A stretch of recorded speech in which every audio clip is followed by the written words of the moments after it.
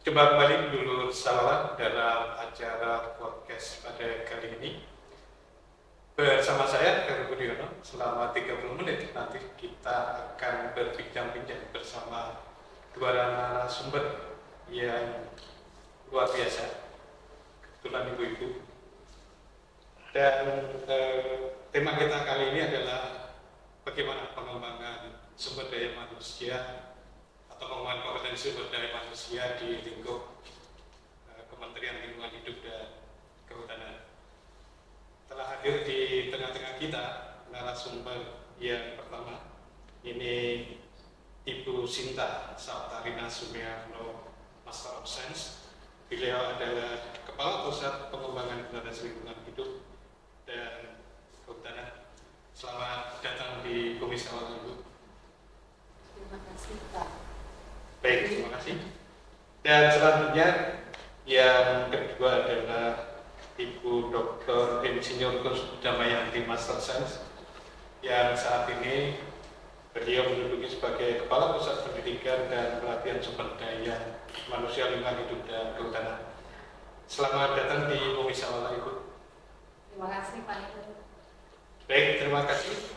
Dulu sahabat sekalian, berbicara tentang kehidupan, bahwa apa yang kita lihat saat ini itu tidak terlepas dari apa yang kita miliki pada masa lalu. Nah, barangkali kedua ibu narasumber ini bisa menceritakan ini pengalaman masa kecilnya sampai sekarang gitu.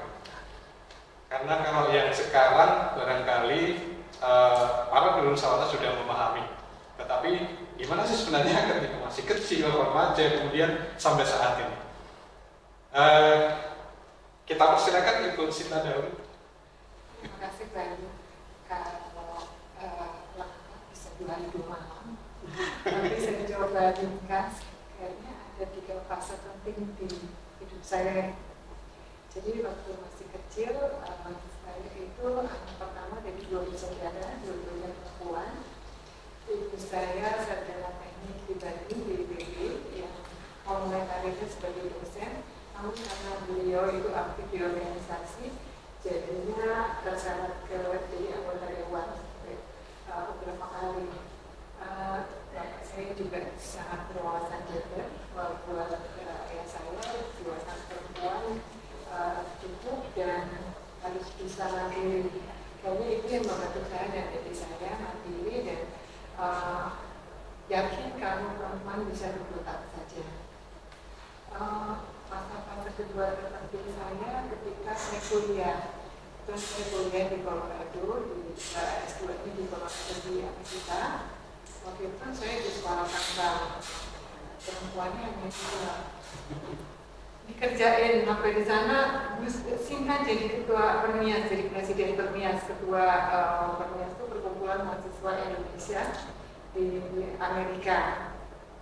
Jadi di situ saya pokoknya nanti dibantuin.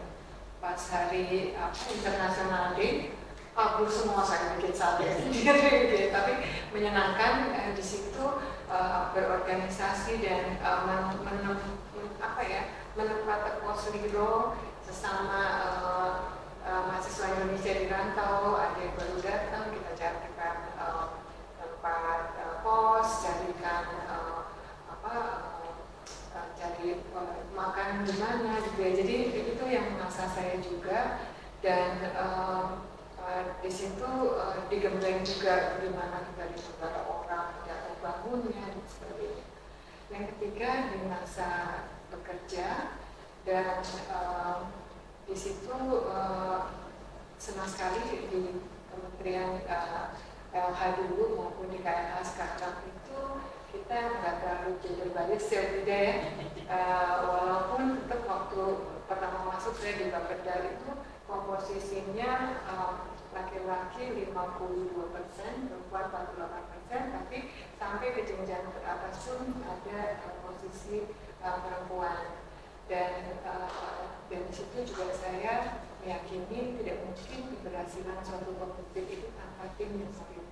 Jadi itu rasanya yang membentuk saya dan waktu kecil tuh ibu saya selalu cerita tentang kalau buang sampah nanti perutnya penuh banjir, kalau pohon ditebang nanti ada gunungnya gundul, nanti banjir. Itu yang apa ya, yang terekam sampai saya kuliah ambil ilmu dan teknik lingkungan. Jadi memang penting pendidikan masa dini itu di usia dini yang membentuk karakter kita di masa dewasa. Terima kasih banyak. Baik, terima kasih Bu Sinta, luar biasa ini pengalaman. Selanjutnya kita persilakan Bu Hidayah. Cerita apa ya? Kami keluarga besar ayah, kebetulan ayah juga bekerja di bidang pertanian, dulu di Kementerian Pertanian, ya, di Direktorat Jenderal Pertanian, kemudian Departemen Kehutanan. Ibu pendidikannya guru agama, tetapi beliau tidak sempat menjadi guru karena harus mendampingi ayah bertugasnya berpindah-pindah ke orang kehutanannya. Pernah di Lampung, pernah di Pekanbaru, di Bogor, dan umur 71 sampai beliau pensiun dan beliau wafat di Bogor. Kami 7 bersaudara, 6 orang perempuan dan satu-satunya laki-laki, nomor 5, saya nomor 4. Kebetulan saya kompaknya dengan adik saya yang laki-laki, jadi saya yang paling boys kalau bahasa Inggris, paling tomboy gitu.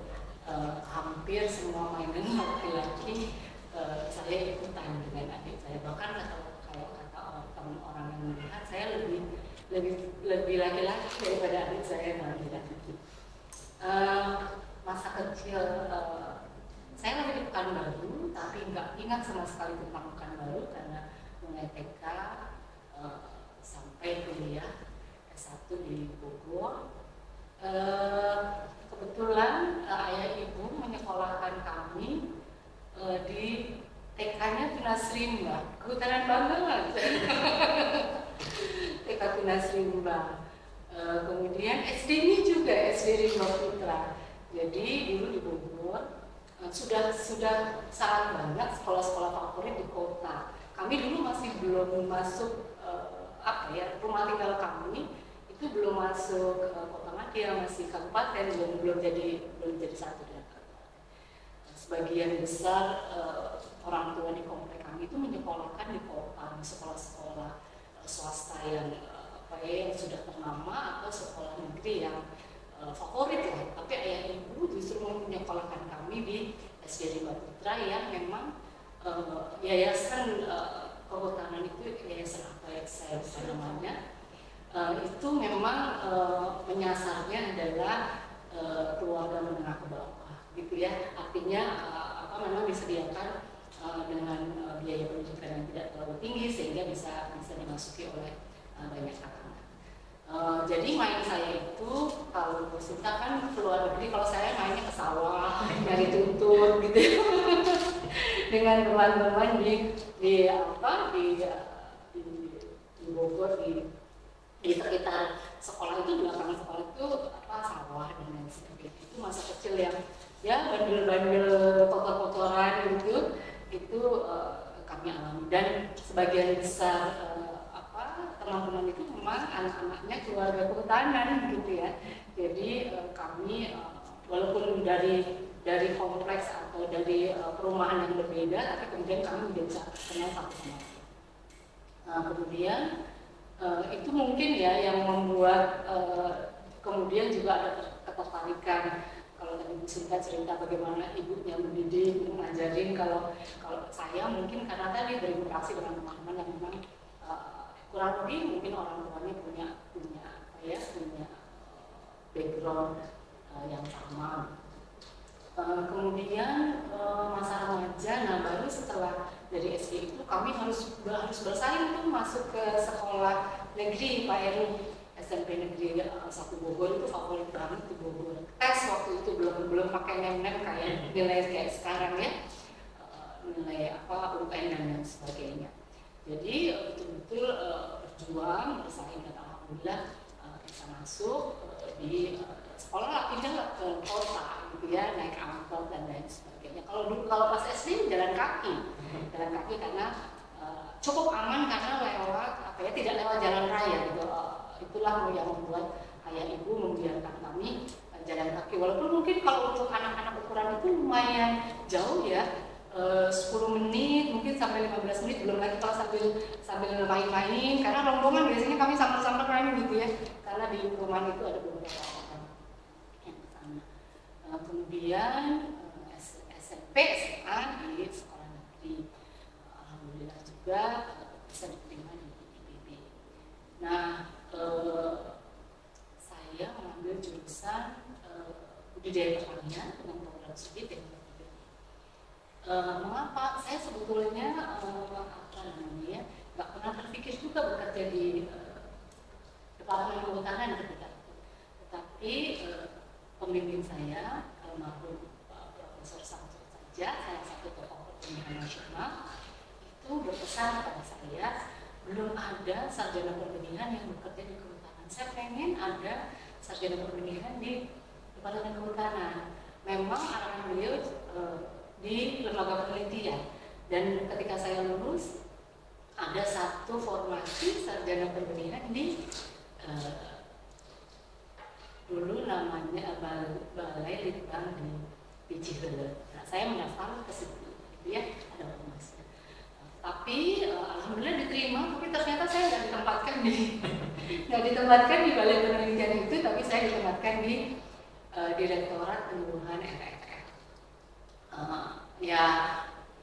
Hal yang baru juga ya, artinya tidak sangat teknis, tapi kemudian saya belajar tentang penyuluhan, walaupun ketika di IPB memang kami juga mendapatkan dasar-dasar terkait dengan sosiologi pedesaan gitu ya, yang menjadi dasar penyuluhan.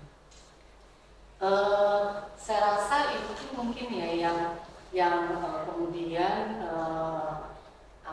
saya lahir di penyuluhan RRL, kemudian penyuluhan RRL dengan penyuluhan waktu itu PHKA bergabung menjadi pusat penyuluhan di tahun 1994 di bawah Sekjen, dan kemudian saya mengajukan diri jadi fungsional indeks suara di tahun 2001, dan sejak itulah saya disertifikat SBMLK sampai 2017. 17 tahun sebagai indeks suara, 17 fungsional, dan berkesempatan untuk mengikuti bidding, dan kemudian diberi kesempatan menjadi kepala balai, dan alhamdulillah kemudian dengan mengikuti beberapa kali bidding gitu, alhamdulillah saya mendapatkan amanah jadi Kapus Diklat yang menjadi suara.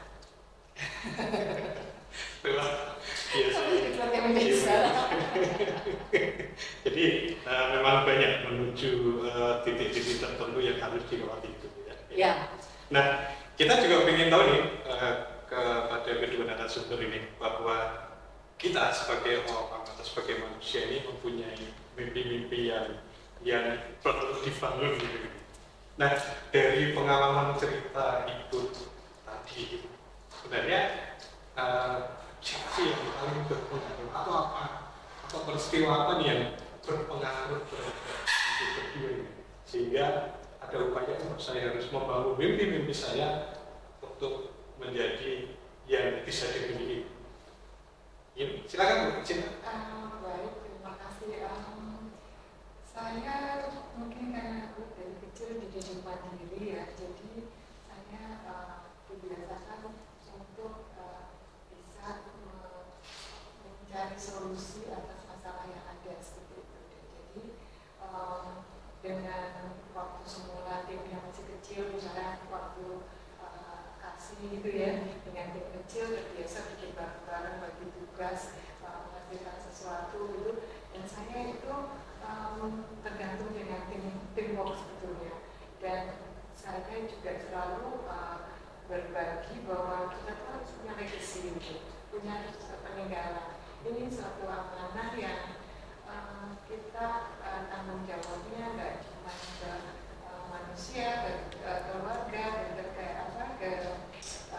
ke masyarakat atau ke kantor, itu tapi juga ada nawalnya gitu, ada tanggung jawab ke atas itu.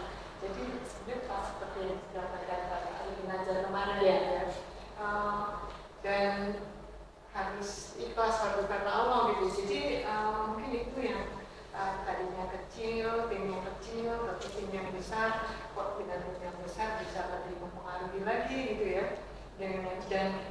terang saya tuh nggak pernah dipaksa waktu saat tidak bergabung ya, dipaksa, tapi terus ternyata punya tim yang lebih besar nih dengan prioritas dua lebih banyak lagi yang bisa dikerjakan. Jadi itu trigger-triggernya yang setiap hari itu kita harus ada manfaat.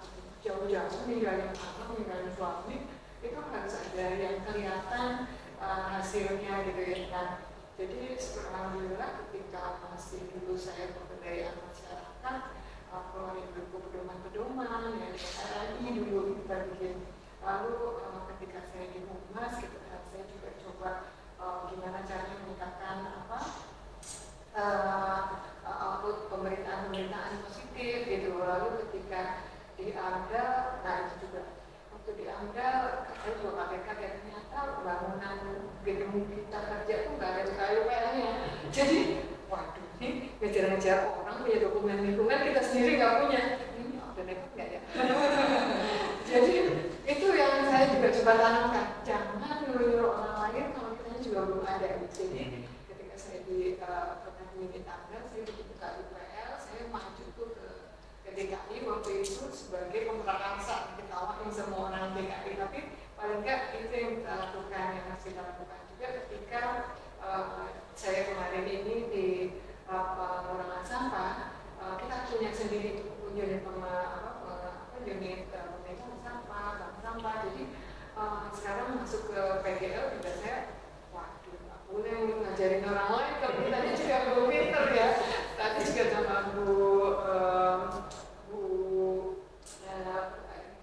Kaku Sembang, ikuti,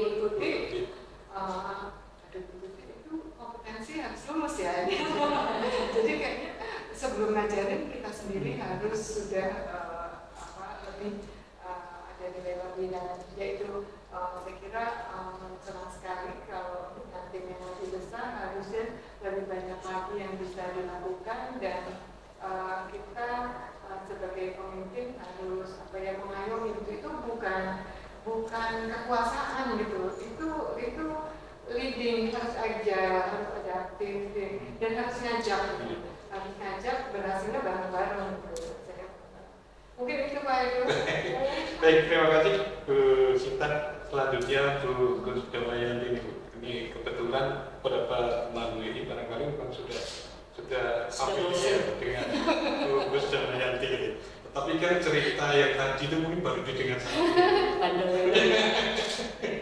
Silakan Bu, jadi barangkali siapa sih yang paling berpengaruh atau apa gitu ya? Kalau dengan saya sih dulu Bapak nih kayaknya. Ya, jadi tadi kenapa saya mendaftar ke departemen ini waktu itu karena almarhum Profesor Samsul Sajjad yang memang beliau meminta saya, Allah yarham, mudah-mudahan apa yang saya lakukan mengalir ke beliau. Jadi setelah saya masuk tadi ya, saya nggak jadi peneliti kan, karena sebetulnya cita-citanya jadi pengennya di lembaga penelitian. Akhirnya bekerja di bidang penyuluhan, dan kemudian saya setelah sekolah S2, saya dapat kesempatan sekolah S2 di IPB juga, saya ambil ilmu pengetahuan kehutanan, selesai, kemudian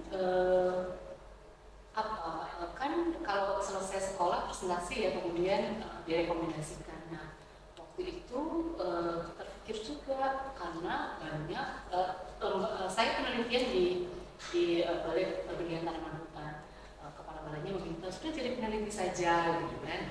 Di saat yang bersamaan juga waktu itu Kapusdiklat gitu ya, karena saya di penyuluhan Kapusdiklat pas ke pusat penyuluhan, Bu Ida bantu saya, kami akan membentuk diploma 4 penyuluhan kehutanan tahun berapa itu. Ayo bantu saya jadi dosen. Wah, agak galau nih, aku jadi peneliti, aku jadi media suara yang dosen gitu kan. Kemudian saya ngobrol lah dengan ayah, betul. Saya ngobrol dengan ayah, saya cerita sama ayah, Pak, saya setelah kembali ini saya akan ditempatkan kembali gitu kan. Ada tawaran nih, dua-duanya kayaknya menarik gitu ya. Peneliti juga saya suka, mengerjakannya di lab dan uji kecaman dan lain sebagainya, memang pekerjaan sehari-hari. Kayaknya ngajar juga seru juga gitu ya. Terus lagi-lagi alasan sederhana yang membuat saya, itulah mungkin ya cara orang tua memotivasi kita, Bu Sinta ya. Kamu punya anak-anak gitu.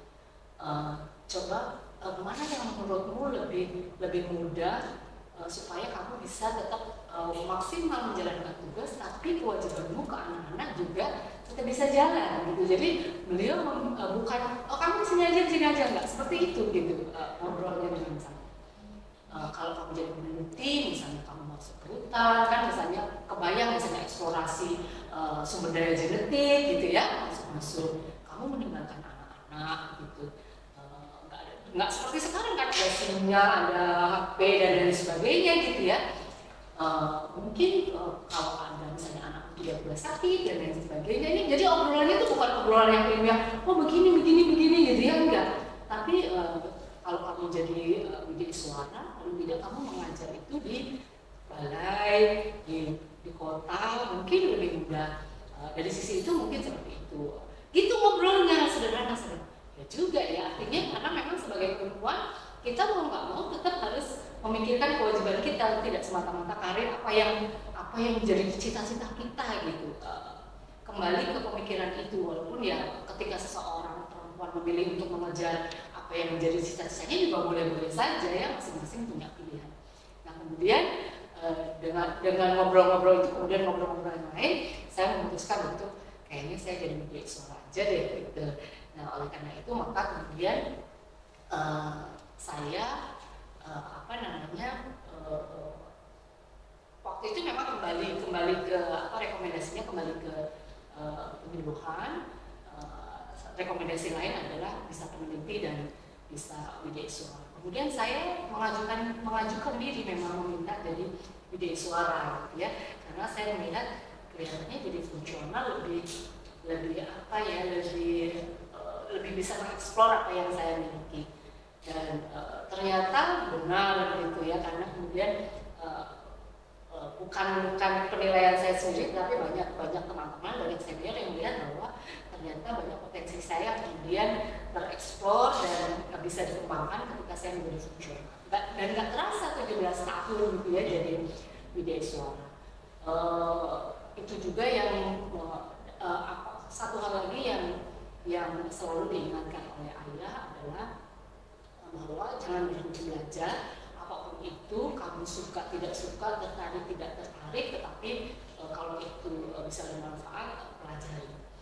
Kemudian jadi saya ketika jadi widya suara awal-awal itu sering kalau dapat tugas apa aja saya kerjain gitu. Bahkan sampai pekerjaan-pekerjaan yang nggak ada hubungannya sama kewidyaan suaraan pun, kalau ada yang ada sesuatu yang menarik untuk saya kerjakan, itu saya kerjakan gitu. Jadi hubungan saya dengan teman-teman di manajemen juga sudah dekat, karena banyak pekerjaan yang manajemen juga kemudian saya belajar dan kemudian bisa ikut gitu ya. Saya 2001 menjadi widya suara dan alhamdulillah di tahun 2003 pada 2004 dan saya lupa, saya terpilih menjadi widya suara pejabat fungsional widya suara terbaik Departemen Kehutanan. 3 tahun. Tetapi di satu sisi saya sebetulnya protes sama Pak Kapus. Saya bilang, Pak, saya nggak pernah punya cita-cita jadi widya suara terbaik. Saya juga nggak pernah terpikir melakukan ABCD itu ingin meraih sesuatu, enggak. Justru saya membantu teman-teman di manajemen itu dalam rangka saya pengen belajar gitu ya. Bahkan sampai saya ingat betul ada pertawaran kerjasama kegiatan reduce impact logging. Aduh, saya nggak tahu apa itu reduce impact logging gitu ya. Tapi kemudian karena saya yang ikutan rapat, kemudian saya minta tolong buatkan proposal. Akhirnya saya memaksa diri saya untuk belajar, nanya gitu ya. Jadilah proposal itu, dan kemudian ketika diimplementasikan, karena memang bukan bidang saya kan nggak berani tuh ambil ngajarnya dan lain sebagainya. Saya kembalikanlah ke teman-teman, sampai teman-teman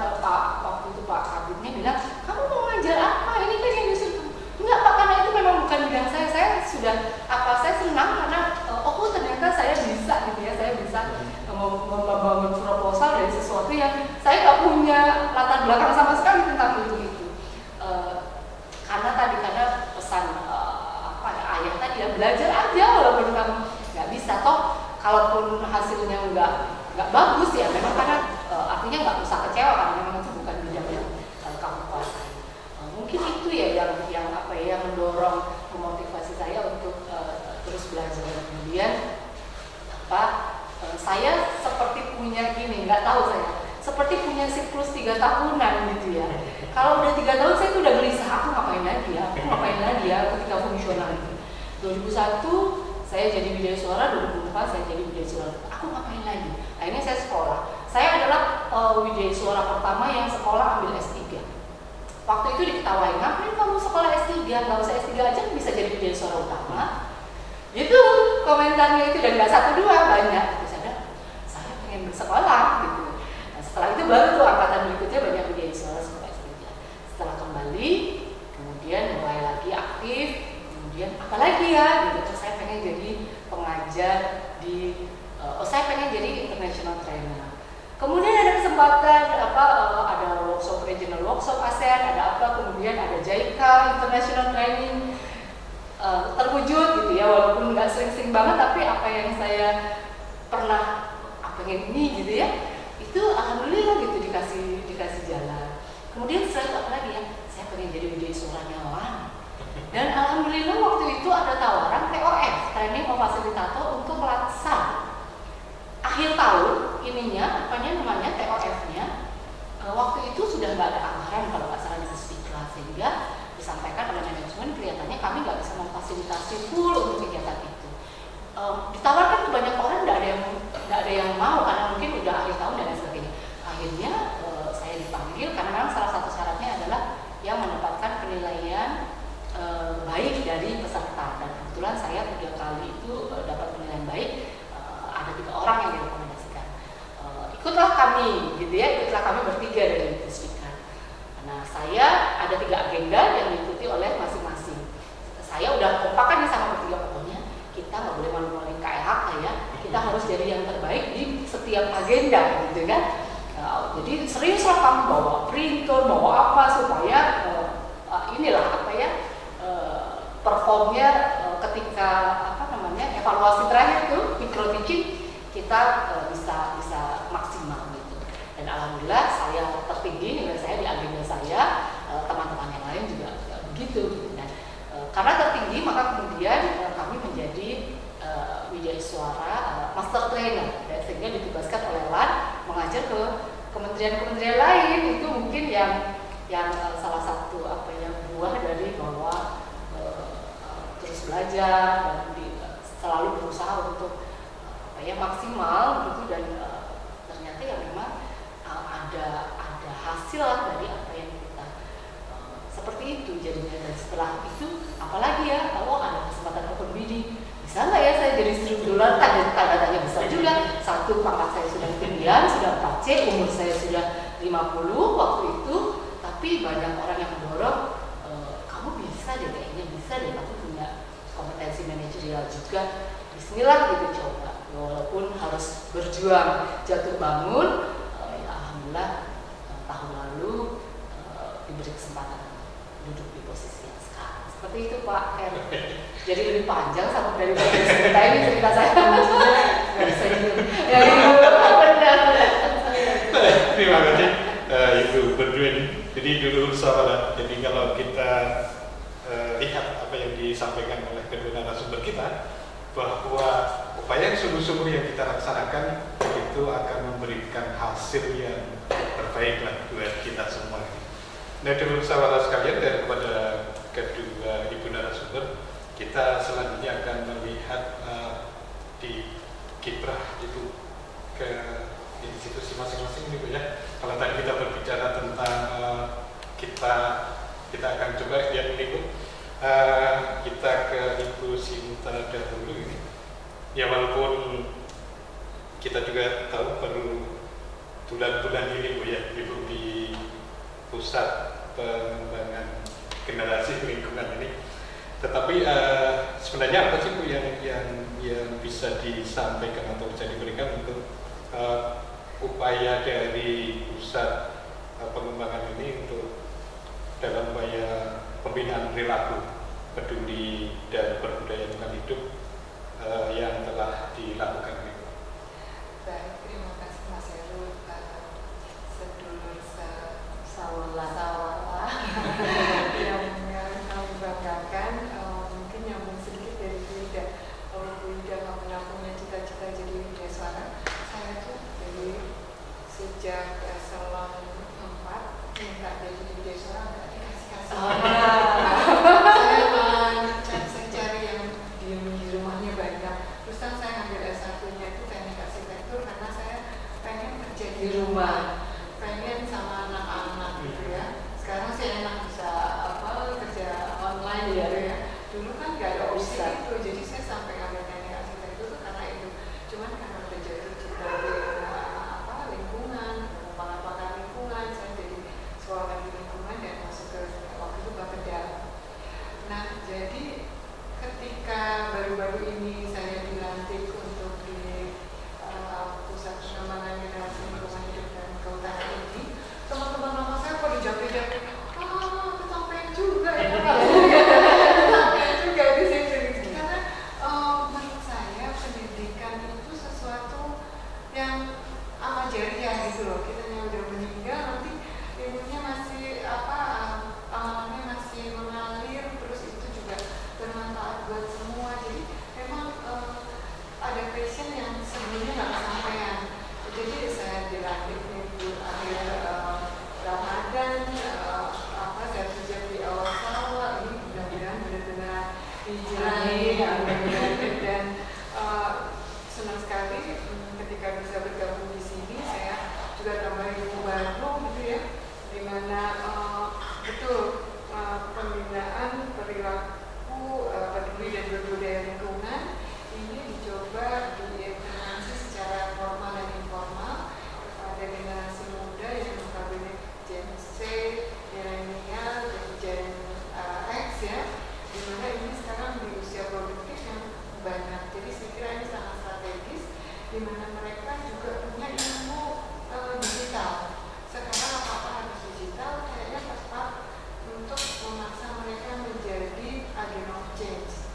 Mungkin dilupain aja di generasi kita kan ya Bu Ida ya, udah diatur, udah harus disuruh milah sampah gitu ya. Jadi harapan besar memang ke milenial-milenial ini yang memang kita harus punya pendekatan tersendiri yang harus kekinian. Nah itu yang gimana caranya kita bisa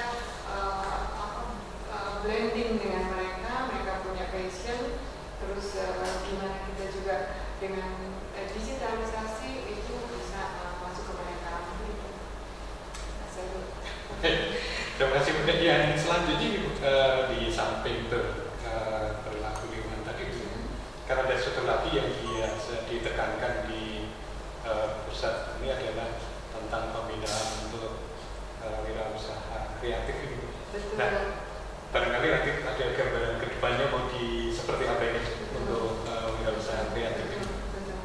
Ya, jadi mungkin ini saya sekalian memperkenalkan apa yang dinamakan dengan pembangunan ekonomi sirkular. Jadi lawannya ekonomi sirkular itu adalah ekonomi linier. Dulu kita bikin termos pakai uang gitu ya.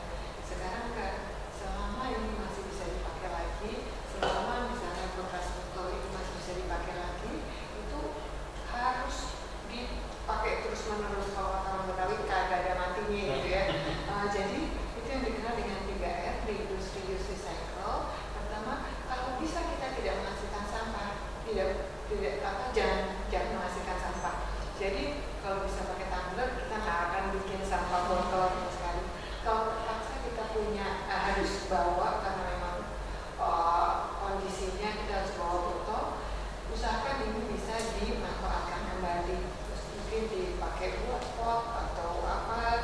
Kalau nggak bisa di recycle, dirubah jadi kaca, biasanya bisa jadi baju, bisa dibajikan segala macam. Nah itu yang namanya ekonomi sirkular. Dan sekarang ini banyak sekali dampak lingkungan yang berdampak buruk yang sebetulnya bisa tidak berdampak buruk. Seperti tadi, sampah itu kalau dikelola dengan baik, sampahnya bisa jadi pengganti virgin material, bahan baku, sehingga nggak perlu ngambil dari virgin material, nggak perlu ngambil dari pohon gitu ya. Nah jadi sedapat mungkin digunakan sebesar-besarnya. Nah usaha untuk membuat barang itu bermanfaat lagi perlu ada jiwa kewirausahaan sosial. Sekarang ini untuk yang sampah aja ya, setahun yang lalu itu mungkin baru sekitar 20-an startup yang membuat sampah. Sekarang alhamdulillah udah 200-an. Jadi anak-anak muda yang modalnya itu dengan digitalisasi. Jadi dia jadi mak comblang. Ada sampah iniannya di mana, terus yang menentukannya siapa, dia bikin connecting di antara itu semua. Jadi nggak jadi sampah, lingkungan bersih, ini termanfaatkan, itu yang tadi sirkulernya itu jalan, loopnya itu jalan, muter-muternya itu jalan. Nah itu yang kita coba bagaimana supaya dari sampah ini bisa jadi berkah, jadi lingkungan yang bersih, dan ini kewirausahaan sosial yang ingin kita bangun. Antara lain sampah menjadi produksi maggot, lalu ada bikin vokasi, ada banyak lagi seperti itu. Itu yang kita coba. Jadi sekarang ini kita usahakan ada green job, create sendiri, dan kita berharap yang smart-smartnya anak-anak muda ini gitu loh. Ya kalau kita mah cita-cita pegawai negeri, misalnya kalau yang ini nih sekarang bikin startup gitu ya, dan senang sekali dengan IT ini semua bisa dikelola dengan cepat seperti itu. Baik, terima kasih Bu Sinta. Selanjutnya kita ke Bu Gus Damayanti. Ini berkaitan dengan kegiatan yang ada di Pusat Diklat Lingkungan Hidup dan Kehutanan. Ini sebenarnya bagaimana sih untuk pengembangan kompetensi SDM-LHK terkait sebenarnya hak atau kewajiban ini 20 CP bagi setiap ASN di lingkup Kementerian LHK. Baik, terima kasih Pak Mas Heru dan Dulur Sawala Sadayana. Jadi dalam undang-undang tentang aparatur sipil negara itu di situ disebutkan bahwa setiap aparatur sipil negara yaitu PNS dan P3K itu memiliki hak untuk memperoleh kegiatan pengembangan kompetensi. Pengembangan kompetensi kalau untuk ASN dia 20 jam pelajaran per orang per tahun itu adalah hak. Kalau itu menjadi hak ASN, maka kalau kita bicara ASN Kementerian LHK, maka kalau ada yang memiliki hak harus ada pihak yang memiliki kewajiban menyediakan, gitu ya. Berarti yang memiliki kewajiban menyediakan kegiatan pengembangan kompetensi adalah Kementerian LHK. Dalam hal ini BP2SDM, dalam hal ini Pusdiklat SDM LHK, dan 7 Balai Pelatihan LHK. Kalau kita berhitung, ASN-nya KLHK itu sekitar 14.800 orang kali 20 JPL per orang per tahun. Berarti kita harus punya berapa pelatihan kalau kegiatan pengembangan kompetensinya dipenuhi melalui pelatihan klasikal.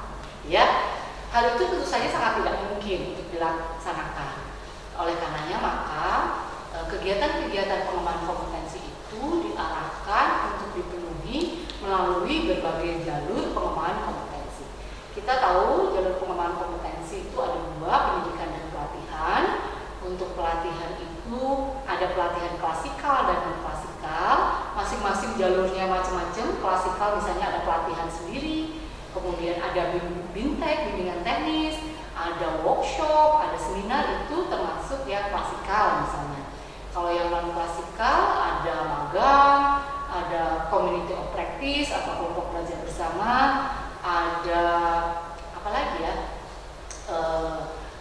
data sharing misalnya ya, itu jenis-jenis pengembangan, bahkan coaching mentoring yang secara naluriah itu dilakukan oleh seorang pimpinan kepada anak buahnya, ya itu bisa kalau dilakukan secara terstruktur itu bisa diklaim sebagai kegiatan pengembangan kompetensinya, dan Lembaga Administrasi Negara sudah mengeluarkan Perkalan nomor 10 tahun 2018 terkait dengan kegiatan pengembangan kompetensi untuk ASN. Jalur-jalur tadi ada, sudah dituangkan di situ, dan sudah ada konversinya, misalnya mengikuti seminar atau workshop itu setara dengan berapa JPR. Jadi bukan hanya kegiatan pengembangan kompetensi, kita tidak boleh berpikir sempit sebagai hanya pelatihan yang duduk di kelas ya.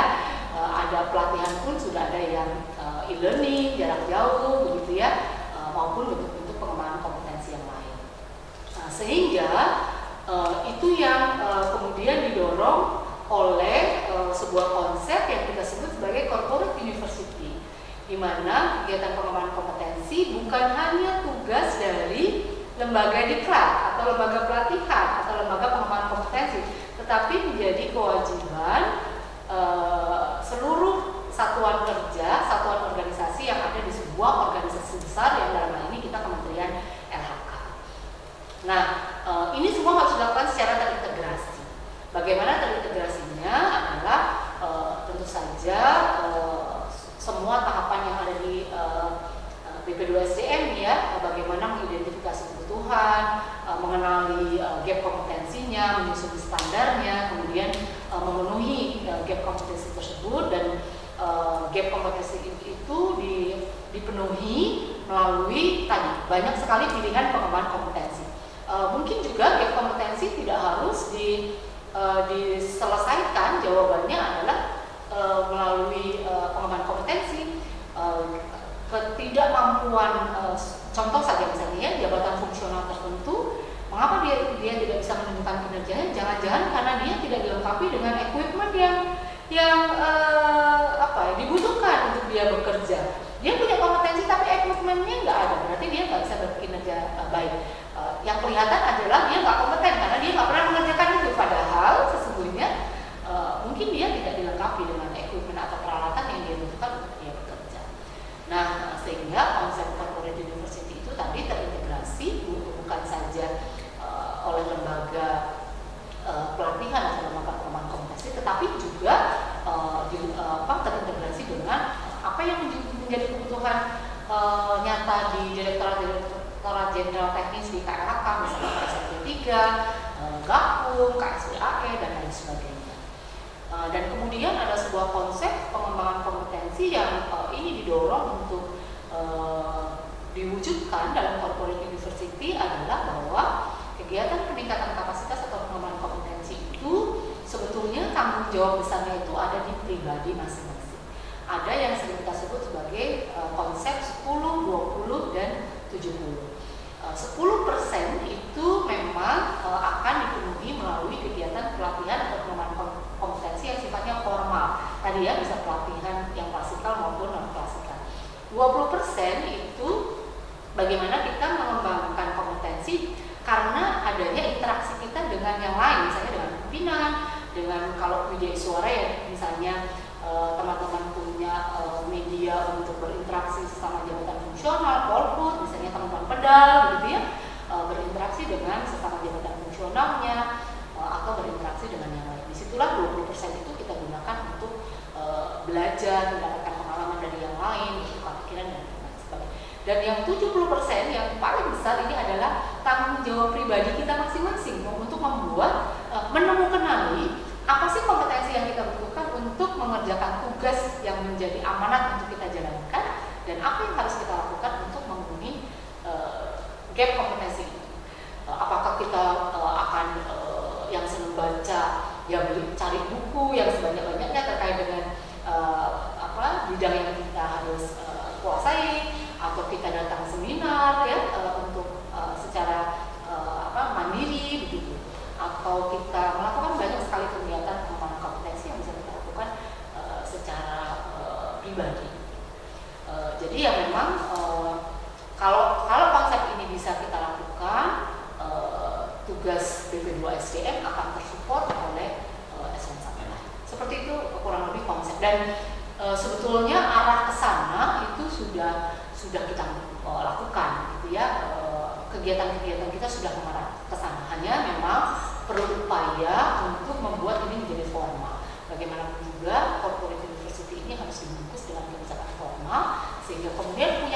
kekuatan hukum untuk memaksa semuanya mengimplementasikan. Itu. Terima kasih. Ini berkaitan tadi dengan Korpu ya. Dan itu sudah disinggung tadi dari Bu Ida tentang yang P3 itu. Barangkali bocoran saja nih nanti bentuk orientasinya seperti apa? Ya, jadi tahun ini Kementerian LHK ini merekrut hampir 2000 P3K yang membuka rekrutmen untuk 2000 P3K dan ternyata yang terisi 900. Dan untuk teman-teman yang diterima sebagai tenaga P3K, pegawai dengan perjanjian kerja, pegawai pemerintah dengan perjanjian kerja itu punya kewajiban kalau PNS itu latsar ya, pelatihan dasar CPNS. Kalau teman-teman P3K ini ada yang kita sebut sebagai orientasi P3K. Nah, orientasi P3K ini adalah kegiatan pengembangan kompetensi wajib yang harus diikuti oleh tenaga P3K yang diterima nih di KLHK saja ya, contohnya di KLHK. Mereka harus mengikuti kegiatan orientasi P3K ini sejumlah 46 jam pelajaran. Dan sebetulnya lembaga administrasi negara memberikan pilihan boleh klasikal full atau blended, ada yang online dan ada yang klasikal. Tetapi nampaknya Kementerian LHK kalau uangnya tersedia, anggaran tersedia, memilih untuk melakukan full klasikal karena tidak lama, 46 jam pelajaran ini mungkin 5 hari saja itu dilaksanakan secara klasikal. Apa yang akan dibekalkan untuk kegiatan pengembangan kompetensi dalam bentuk orientasi P3K ini adalah tentang penyelenggaraan kebijakan pengelolaan SDM di lingkungan hidup dan kehutanan, misalnya kemudian kebijakan dan programnya KLHK, kemudian tentang susunan organisasi dan tata kerja di mana P3K itu bekerja, yaitu di Kementerian LHK ya, kemudian pengenalan terhadap jabatan-jabatan yang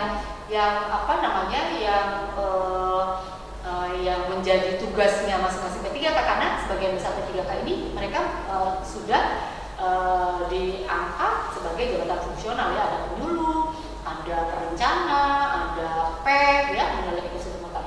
Oleh karena mereka harus kenal mendapatkan pembekalan atau orientasi tentang pengenalan jabatan. Kemudian tentang manajemen kinerja organisasi, tugas fungsi ASN ya, dan yang tidak kalah penting adalah sikap perilaku bela negara. Mengapa ini penting ya? Adik-adik milenial ini yang P3K ini, adik-adik milenial menghadapi tantangan yang berbeda dengan zaman kita ya Bu Sinta. Kalau kita dulu kita belajar tentang dulu Trigatra ya, wawasan kebangsaan dan lain sebagainya yang kita tapi sekarang yang dihadapi oleh adik-adik kita ini hal yang sangat berbeda dengan kemajuan teknologi dan lain sebagainya. Oleh karenanya maka untuk adik-adik P3K ini tetap mereka juga diberikan pembekalan tentang perilaku bela negara, bagaimana mereka memiliki kesadaran bahwa menjadi ASN adalah bagian dari wujud bela negara. Bagaimana fungsi ASN itu ada 3, pelaksana kebijakan publik, pelayan publik, dan perekat pemersatu bangsa. Dan untuk perekat pemersatu bangsa inilah maka kemudian sikap perilaku bela negara itu dibekalkan kepada adik-adik nanti P3K yang akan diterima di Kementerian LHK. Jumlahnya nggak banyak, hanya 46 jam pelajaran saja, 5 hari insya Allah selesai. Beda dengan saya dulu 1 bulan kesamaptaan dan 1 bulan prajabatan, 2 bulan. Ya, 100 jam ya, kayak 4 jam seperti itu. Yang akan kita lakukan di Kementerian LHK, Pak. Baik, terima kasih Bu Damyati dan Dulur Sawana sekalian. Tak terasa kita akan segera mengakhiri untuk sesi ini.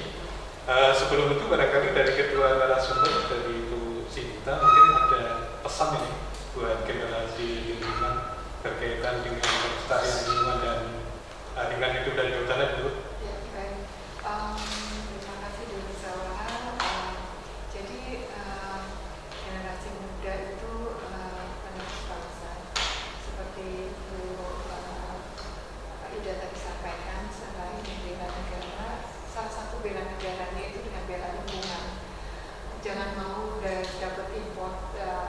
limbah dari luar negeri, kita nggak pernah tahu loh.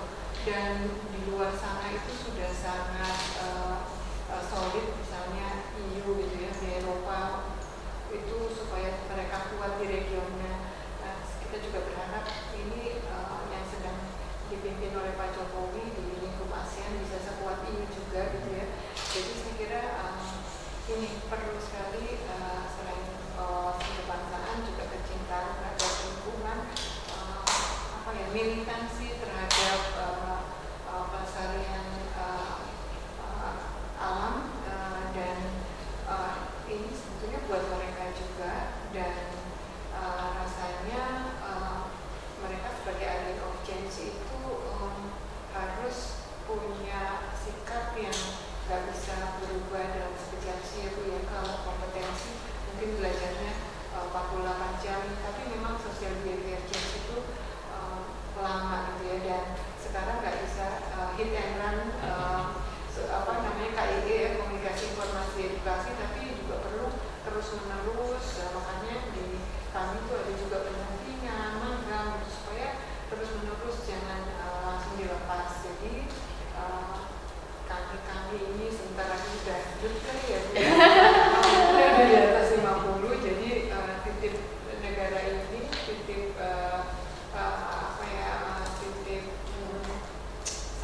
sopan santun juga ya Bu ya. Sekarang ini aduh, cari yang santun itu juga penting ya gitu. Jadi mungkin itu mudah-mudahan Indonesia bisa lebih baik lagi di tangan para generasi muda sekarang. Baik, terima kasih Bu Sinta. Dan selanjutnya kepada Bu Kusdamiyati, harapan dan pesan kepada para ASN di lingkup Kementerian Lingkungan Hidup dan Kehutanan dalam rangka pengembangan kompetensi.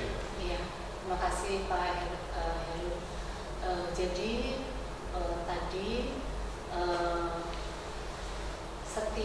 setiap masa itu punya persoalan yang dihadapinya sendiri. Apa yang dihadapi oleh kami ya di KLHK akan sangat berbeda dengan apa yang dihadapi oleh teman-teman ASN yang sekarang mungkin ada sebagai pejabat fungsional pertama, nanti akan jadi muda, madya, kemudian teman-teman yang di struktural menjadi pejabat pengawas, pejabat administrator, nanti akan naik begitu ya. Setiap periode itu akan menghadapi persoalan dan tantangan yang tidak pernah sama. Oleh karenanya apa yang menjadi kunci adalah tidak berhenti belajar. Belajar untuk bisa menjawab perubahan-perubahan tadi, tantangan-tantangan tadi. Kita tidak bisa mengandalkan kegiatan pengembangan kompetensi dari luar. Maka kita harus punya motivasi internal yang kuat untuk bahwa saya harus kecepatan saya mengembangkan kompetensi harus kalau bisa lebih cepat dari perubahan di luar gitu. Kalau nggak lebih cepat pasti kita nggak bisa menjawab tantangan itu gitu. Sehingga apa yang jadi semangat Korpu tadi 10, 20, 70, yang 70% bahwa pengembangan kompetensi itu harus dilakukan secara mandiri, secara pribadi, maka ayo bareng-bareng gitu ya, yang suka baca buku bacalah buku, yang suka senang hadir seminar, workshop hadirlah, yang senang langsung berpraktek, mempraktekkan sesuatu, bekerjalah dengan komunitas belajar bersamanya begitu ya, untuk terus melakukan kegiatan pengembangan kompetensi. Jangan pernah berpikir bahwa cukup kompetensi kita, dan kompetensi itu ada 3 ranahnya. Tidak cukup untuk mengembangkan pengetahuan saja tapi nggak pernah dipraktekkan, nggak ada gunanya, karena kita perlu keterampilan untuk bisa membuktikan bahwa itu memang bisa kita implementasikan. Dan tidak cukup pengetahuan dan keterampilan saja, ada yang kita sebut sebagai sikap perilaku. Ketiga-tiganya menjadi satu bagian yang tidak terpisahkan dari kompetensi. Oleh karenanya maka tadi yang disampaikan Bu Sinta juga sikap sopan santun dan lain sebagainya ya, bagaimana kita bekerja dalam sebuah tim misalnya ya, bagaimana cara kita berkomunikasi di lingkungan kerja itu harus juga menjadi bagian dari sikap yang harus dibangun, sikap kerja yang harus dibangun oleh ASN.